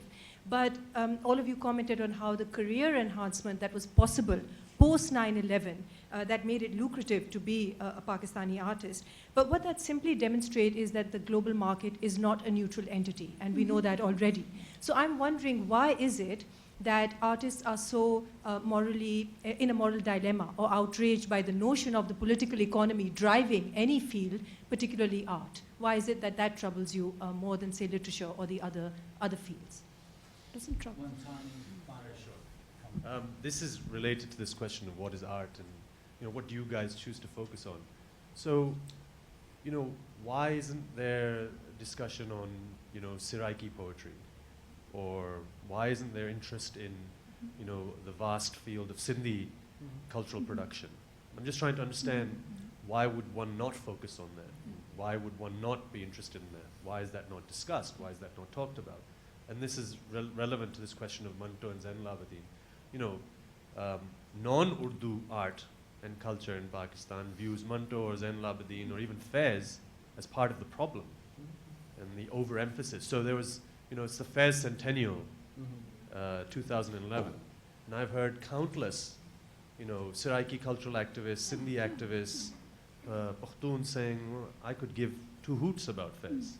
So, you know, why is it that we choose not to talk about or think about or read about or learn about, you know, these vernaculars or these artistic and cultural forms as opposed to the ones we do?